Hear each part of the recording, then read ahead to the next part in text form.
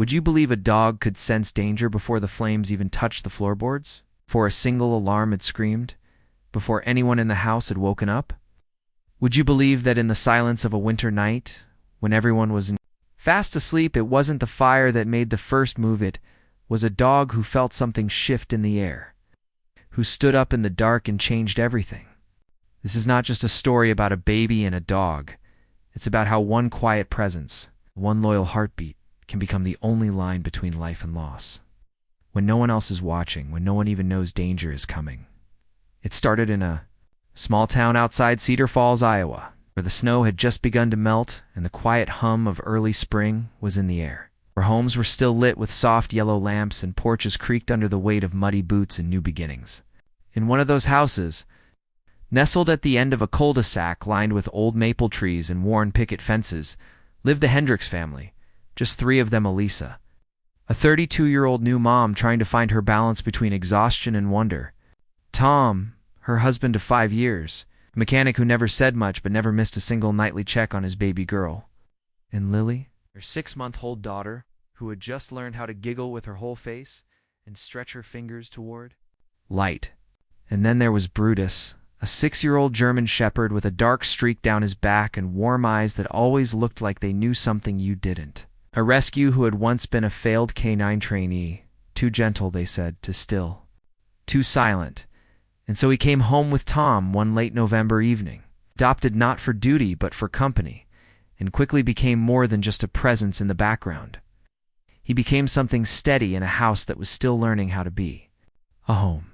Brutus slept at the base of Lily's crib every night, never asked to be there, never left until the sun rose, never barked unless the wind slammed too hard against the windows.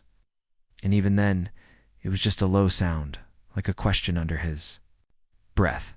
Melissa had laughed at first, calling him the crib guardian, telling her friends how he wouldn't even go for his evening walk until he watched Lily fall asleep. Though they joked, there was something unspoken about the way he watched the baby, something almost reverent, like he understood just how fragile something so small could be. Life in the Hendricks home was quiet, a gentle rhythm of bottle warmers, baby monitors, soft lullabies, and coffee at 4 a.m. when sleep forgot to visit. And in that rhythm, Brutus moved like clockwork, never interrupting, always there, always watching. But something changed on that Thursday night. It's a kind of night that doesn't seem different at first, but later, when you look back, feels marked in red.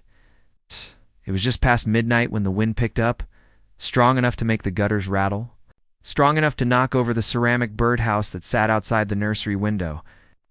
And Brutus lifted his head, ears tilting toward a sound no one else heard.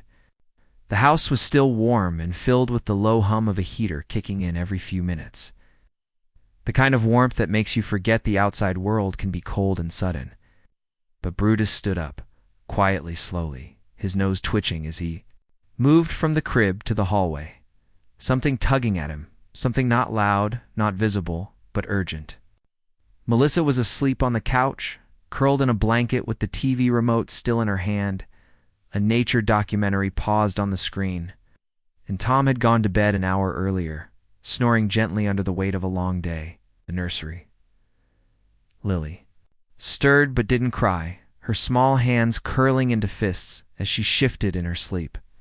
And Brutus stood in the doorway, eyes fixed on something beyond the baby, something behind the wall, something no one else could see.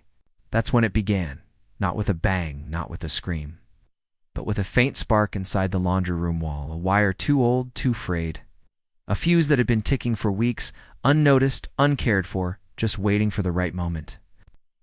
That moment had come. Behind the plaster, heat began to build, quiet, cruel, invisible. Brutus let out a single low growl, not loud enough to wake anyone, but enough to send a ripple through the air, and then he turned, walking into the hallway. Pausing at the base of the stairs that led up to the bedrooms, his head swinging between the baby's room and the source of the smell that no one else had yet noticed.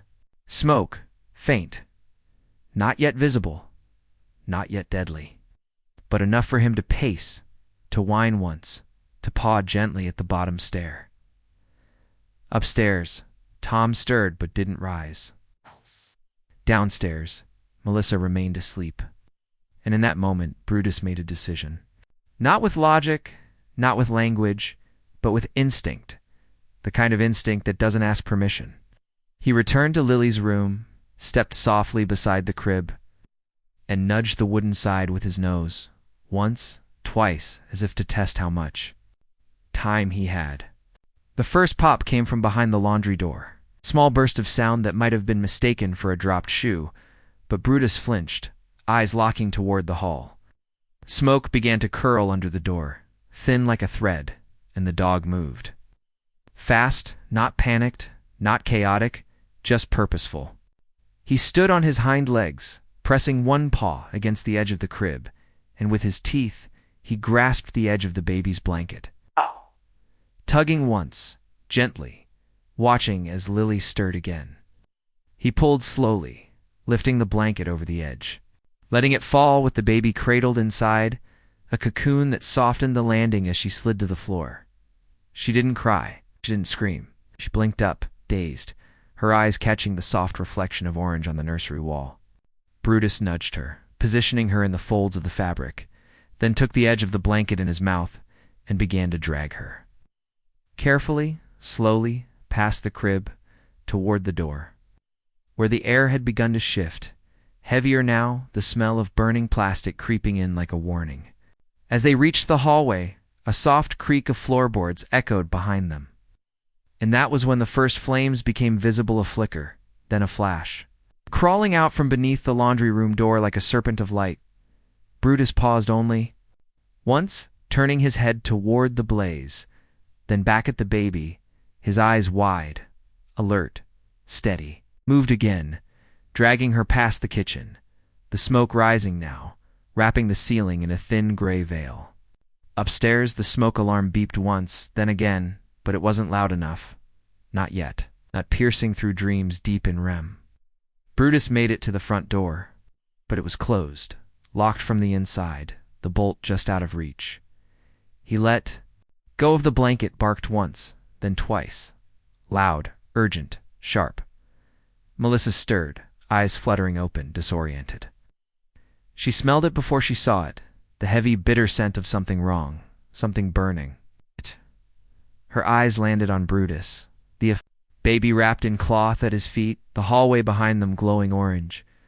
And in that second, the world came back into focus, not with panic, but with action.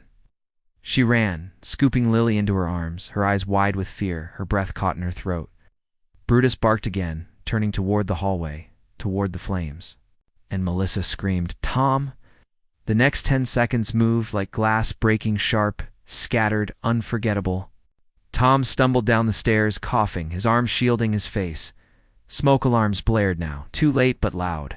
Melissa pulled open the front door, cold night air rushing in like a lifeline, and Brutus stood guard, pushing against her legs as, if hurting them outside, they spilled onto the porch, barefoot, breathless, and when the fire engine lights finally painted the sky red and blue, the house had already begun to crackle under pressure. But Lily was safe. She was warm in her mother's arms, blinking slowly, and Brutus sat beside her, smoke clinging to his fur, his chest rising and falling with a rhythm that spoke louder than any words ever could. He hadn't been trained for this. He hadn't been taught. He had just known. Because sometimes, the silent ones, the ones we forget to notice, are the ones who save us in the end. By the time the fire was fully under control, the entire neighborhood had gathered outside, a blur of slippers and hurried jackets. Faces pale with worry and disbelief, watching as thick black smoke curled into the stars and flickered in the night sky like a signal no one wanted to understand. And in the middle of that chaos, the Hendricks family sat on the curb, wrapped in blankets given by paramedics, eyes wide, unblinking, silent in the way only people who've stared at the edge of tragedy can be, and beside them sat Brutus, his fur streaked with soot, one paw stretched slightly forward as if still ready to run, still waiting to move if needed, his ears perked. Not with fear, but with something deeper, something ancient, like purpose fulfilled. Melissa held Lily against her chest, her hands shaking, her lips pressed to the baby's forehead. whispering words she couldn't hear over the sirens, but needed to say anyway. And Tom stood nearby, arm around his wife, eyes fixed on their dog, with a kind of reverence usually reserved for saints or soldiers. No one spoke for a while, not because there was nothing to say, but because words felt too small for what had just happened, because they had almost lost everything. And the only reason they didn't was sitting there quietly, not asking for credit, not needing applause, just watching. A firefighter finally approached, his voice calm but firm, asking questions where the fire started, who was in the house, how they got out, and when Tom explained, when Melissa pointed to Brutus and said it was him, the man knelt down, looked the dog straight in the eye and whispered, "Good boy," with the kind of gratitude that shakes your voice without warning.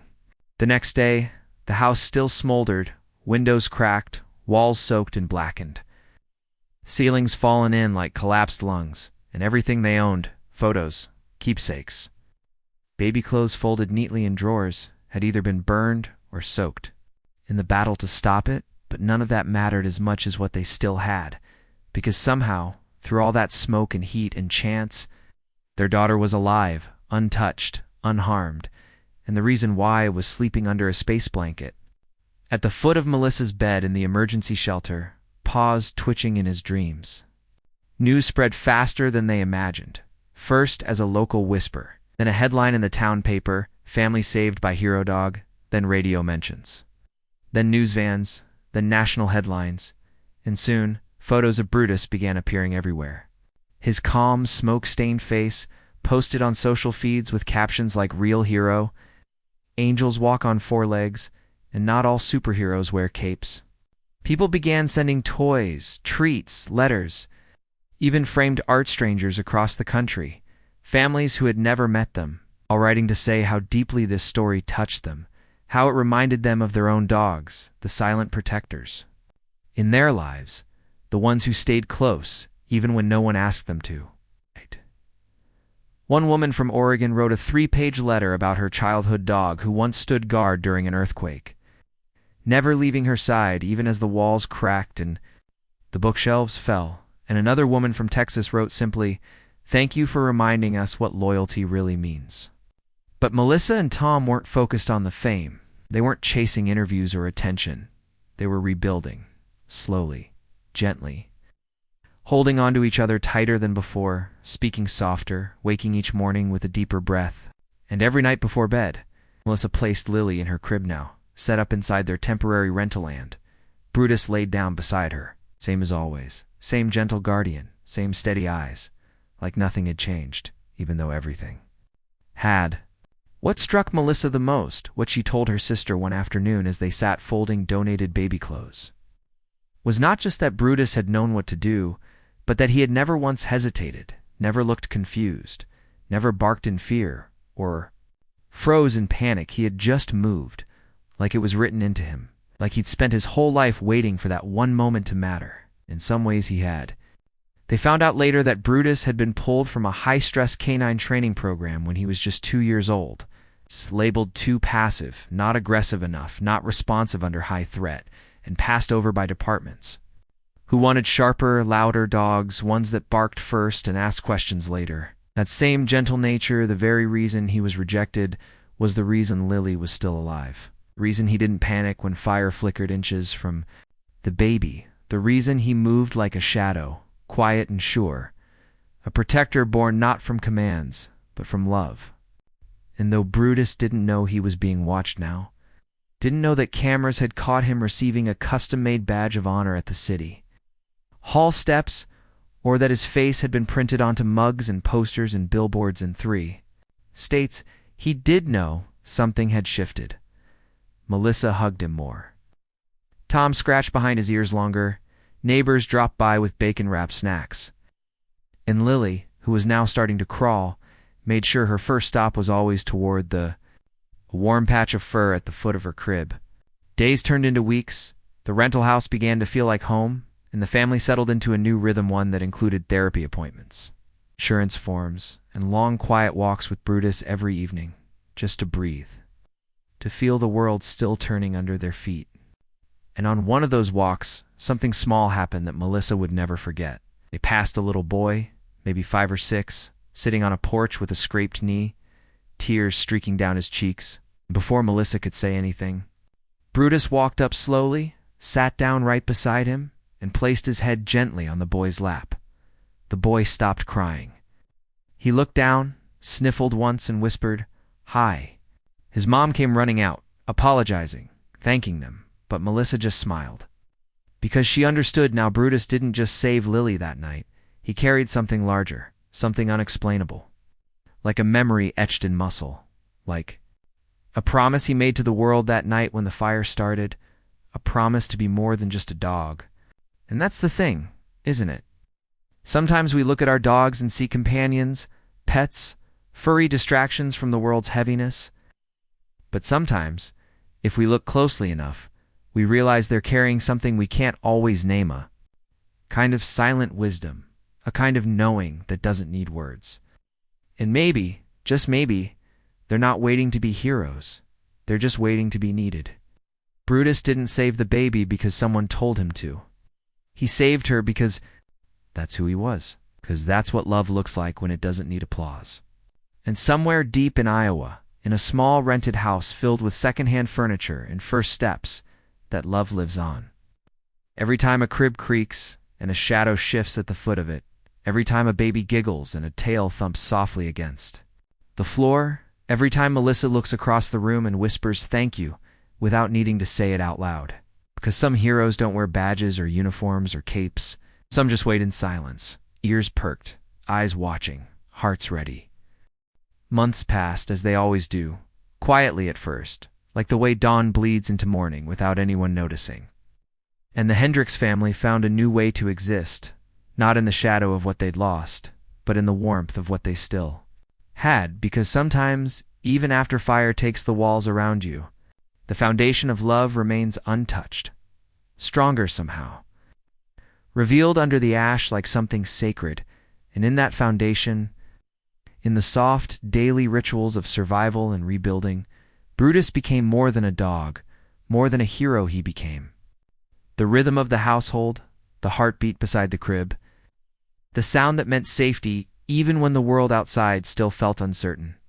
Lily, now nearly walking, had grown into a curious, giggling explorer with tiny hands that reached for everything and eyes that always searched for Brutus first. It's not out of habit, but out of some invisible thread between them, some knowing that.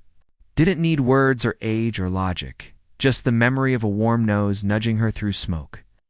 A blanket being pulled inch by jaws that only ever knew gentleness. She didn't remember that night, not in the way adults do, not with pictures or sentences. But she remembered in the way babies do with trust, with comfort, with the way her cries turned to laughter the moment she touched his fur, and every morning began the same. Lily crawling across the living room floor, Brutus waiting by the window, his tail thumping the moment he saw her coming. He let her climb on him, pull his ears, fall asleep against his side, and every time she stumbled or cried, he was the first to reach her, always slower than her parents, but somehow always exactly where he needed to be. Melissa often sat across the room just watching them, hands wrapped around a mug of tea gone cold, heart full in a way she couldn't explain. Because while the world celebrated Brutus for what he'd done, it was these quiet moments Lily's. Giggles, Brutus's sighs, the weight of his head resting on her feet that told the real story, the one no headline could ever quite capture. The world hadn't forgotten him, though. Every month, letters still arrived from strangers. Teachers asking if they could share the story with their students, retired veterans saying they cried when they read it, children drawing crayon portraits of a brave dog beside a baby wrapped in flame-colored light. And one day, a man named Calvin reached out from a foundation that supported animal heroes, asking if Brutus could be honored at their annual event in Chicago, a ceremony that celebrated service dogs, rescue animals, even therapy pets who had transformed lives just by being present. Tom wasn't sure at first. Brutus didn't care for noise, for long car rides or applause, but Melissa said maybe it was more than that. Maybe it wasn't about the award or the stage, but about reminding people that even the quiet ones matter, especially the quiet ones. So they packed a small suitcase, loaded the car, and drove the 8 hours with snacks and a playlist of Lily's favorite nursery songs. And Brutus stretched out in the back seat, occasionally lifting his head to nuzzle Lily's toes as she slept. In her car seat, Chicago was loud, tall, busy, but in the center of that chaos, Brutus walked calmly, surrounded by handlers and flashing lights and hundreds of people clapping. But his eyes never left Lily, always scanning for her stroller, for her laugh, for the smell of her blanket. On stage, Melissa spoke softly, her voice shaking as she thanked the organizers. The audience, her husband, and finally Brutus were in. And when she turned to look at him standing there with a small medal hanging from a blue ribbon around his neck, he said he didn't do it for a reward. He didn't even know what he was doing. He just knew someone needed him. And that was enough. The crowd stood, clapping so hard it echoed through the auditorium, but Brutus simply sat, his tail moving. Once, twice, his head tilting toward the sound of Lily cooing from the front row. After the event, as they walked back to the hotel, an elderly man in a wheelchair called out from across the sidewalk, asking if that was the dog from the fire.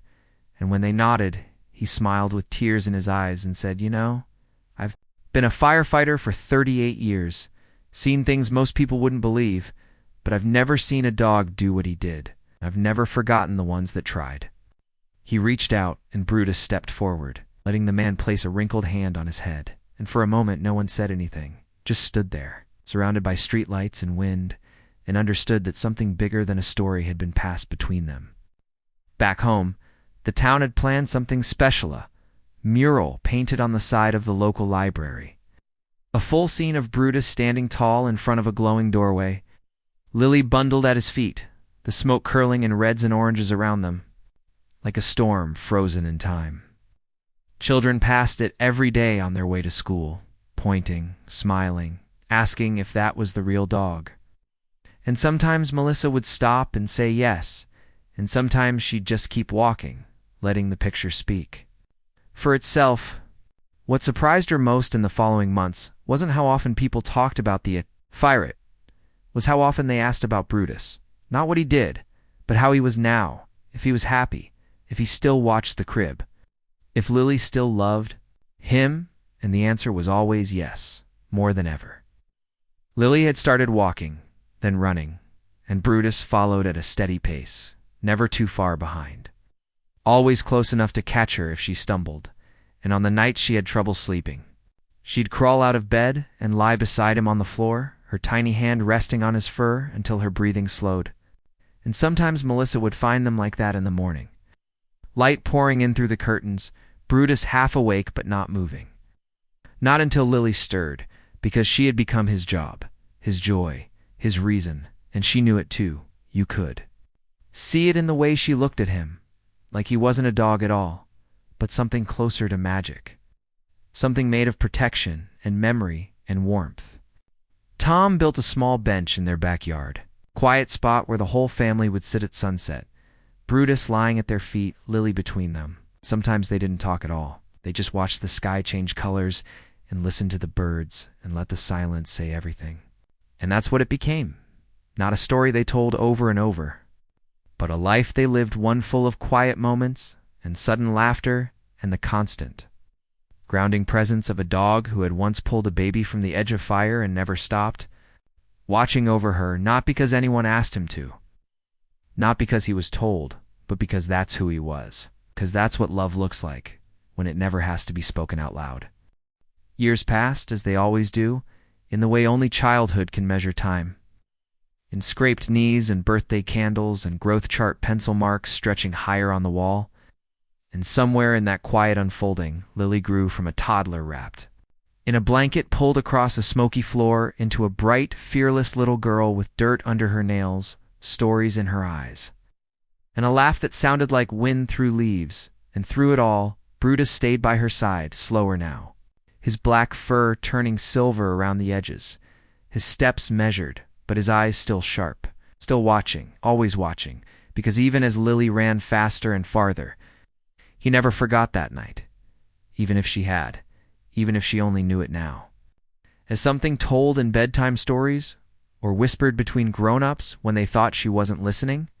She knew it deep down, though, in her bones, in the way she never slept unless she could feel Brutus nearby, in the way she would reach for his ear when she was sick, in the way she'd look over her shoulder when playing outside, always making sure he was still there.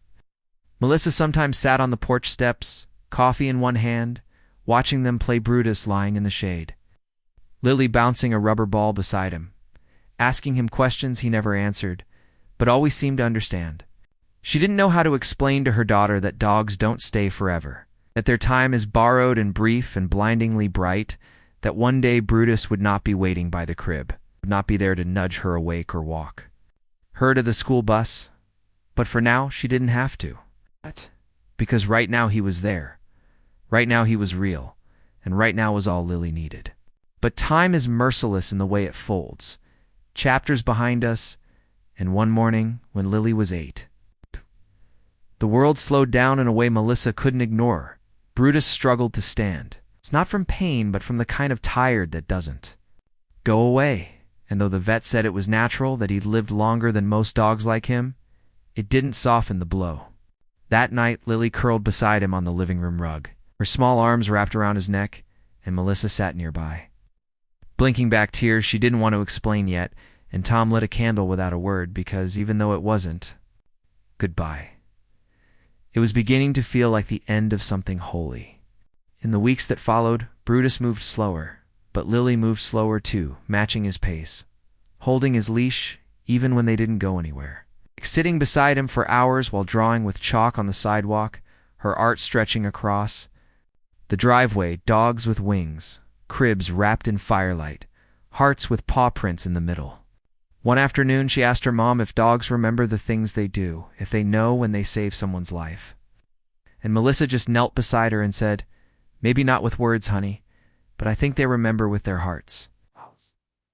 Lily nodded, as if she'd known that all along. Doll. The town still remembered, too.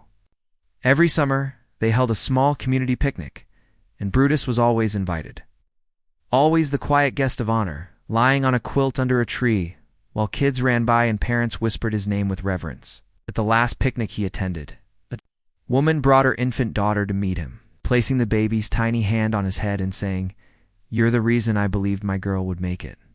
It turned out she had been pregnant the night the story first aired, afraid of bringing a child into a world that felt so unsafe. And when she heard about Brutus, she said something shifted in her, something opened, and she held on to hope a little longer. Melissa stood beside her, stunned, and realized that what Brutus had done wasn't just about one baby, one fire, one night. It was about the ripple, the unseen ways love echoes outward when no one is looking. And that's when it truly hit her. This dog had changed lives far beyond what they could see, and he never even knew. That fall, Brutus began sleeping longer, eating less, his breathing shallow on some nights.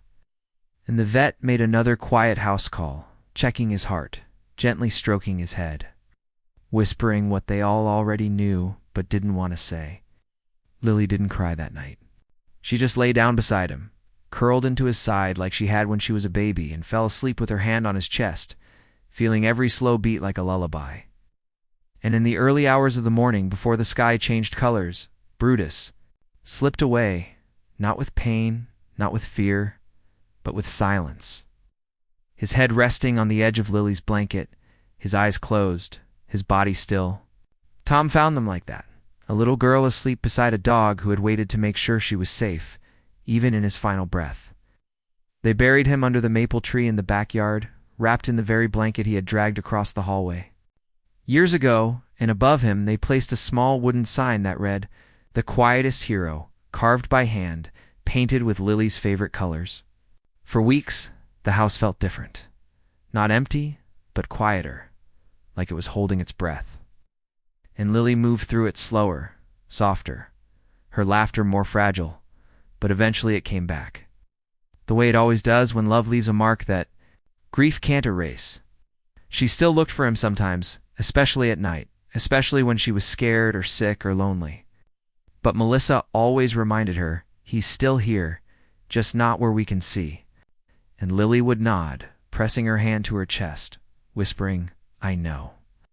The mural at the library faded a little each winter, sun and snow washing the colors down, but people still visited it, still pointed, still told the story, and Lily made it her mission to repaint it one day when she was older, when she could hold a brush steady and make the world see what she saw. And one summer evening, sitting beside the grave, now surrounded by wildflowers and small stones with hand-painted hearts, Melissa asked her, "What do you remember most?" And Lily, now almost 10, said without hesitation that I was never alone. And maybe that's the heart of the story, not the fire, not the rescue, not even the heroics, but the quiet truth that sometimes what saves us isn't just the action, it's the presence, the love that stays long after the danger has passed, the loyalty that never demands recognition, the heartbeat that watches over us when we sleep. Brutus wasn't just a dog. He was a promise, a reminder, a protector who asked for nothing but gave everything. And somewhere in homes across the country, as people watch this story unfold, maybe they'll look at their own dogs a little differently tonight. Maybe they'll sit a little longer, hug a little tighter, whisper a little softer, "Would you do the same for me?" And if they listen closely, they might just hear the answer in the thump of a tail, the nudge of a nose, the silence that holds more love than any words ever could. Because dogs don't speak our language, but they speak to something deeper, something that never forgets. If you've ever been saved by a dog in any way, in any form, we'd love to hear your story. Tell us where you're watching from and what your dog means to you, because sometimes the stories we share remind others they're not alone either. And maybe, just maybe, that's how heroes live forever.